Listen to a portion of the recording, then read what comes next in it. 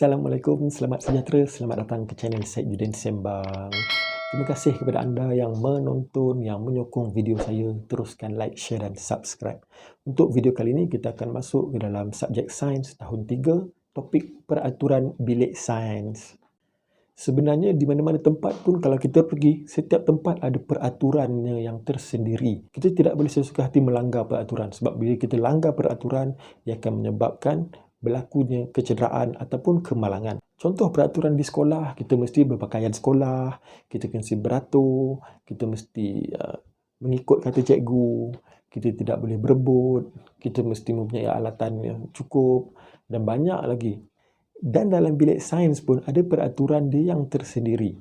Okay, yang pertama, membuka pintu dan tingkap sebelum memulakan aktiviti. Okey, ini adalah sangat penting. Kenapa kita kena buka tingkap? Kenapa kita kena buka pintu? Supaya di dalam bilik sains kita ada udara dan cahaya yang cukup.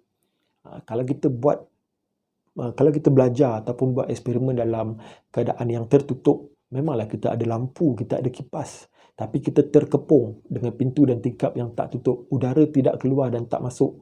Dia berpusing dalam tu saja. Tapi bila kita buka, akan ada udara luar yang keluar dan masuk. Jadi lebih selesa untuk kita belajar. Yang kedua, memakai kasut yang bertutup. Kalau di sekolah tak ada masalah sebab murid-murid sekolah memang pakai kasut yang bertutup. Jangan pula masuk bilik sains buka kasut. Bilik sains kena pakai kasut sebab dia adalah keselamatan. Sebab apa? Mungkin ada bahan-bahan alatan sains yang ada di bawah. Mungkin ada kaca atau sebagainya. Kalau anda terpijak, bahaya. Ataupun kalau ada objek yang terjatuh ke lantai, kena kaki kita pun bahaya. Jadi bila kita ada kasut, dia akan menjadi... Bila kita pakai kasut, kaki kita akan dilindungi daripada sebarang objek yang jatuh. Jadi tak adalah sakit, tak adalah cedera. Yang ketiga, mengambil peralatan sains dengan cermat dan tertib. Biasanya di setiap sekolah, cikgu akan suruh ketua kumpulan sahaja yang pergi ambil barang. Okey, ketua ambil barang, ambil alatan, ketua simpan barang, simpan alatan. Jangan pergi ambil ramai-ramai. Contohnya ambil barangan di dalam rak almari. Nanti bila ramai-ramai pergi akan tolak, akan tarik kawan, akhirnya jatuh. Akhirnya cedera, akhirnya alatan pecah. Jadi bahaya dekat situ. Jadi ambil betul-betul, jangan berebut, jangan tolak-tolak. Ikut arahan cikgu. Kalau cikgu cakap seorang ambil, seorang sajalah. Supaya tidak berlaku kecederaan. Yang keempat, menjaga kelengkapan dan peralatan bilik sains.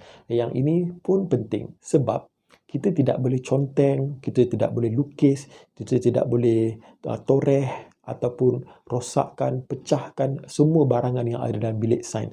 Sebab apa? Itu adalah hak milik sekolah kita. Yang mana setiap murid nak guna bahan yang sama, nak gunakan peralatan yang sama.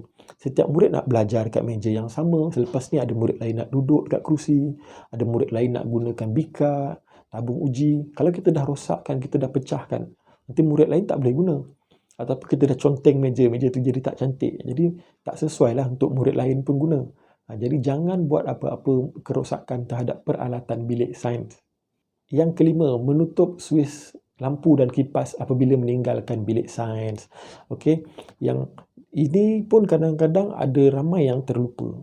Jadi sebelum kita nak keluar, pastikan ada orang yang bertugas ataupun orang terakhir perlu tutup lampu dan kipas. Ini adalah bagi mengelakkan pembaziran. Kalau kita tak tutup, tapi tak ada orang dalam bilik sains kan, kipas berpusing, lampu menyala, nanti membazir elektrik.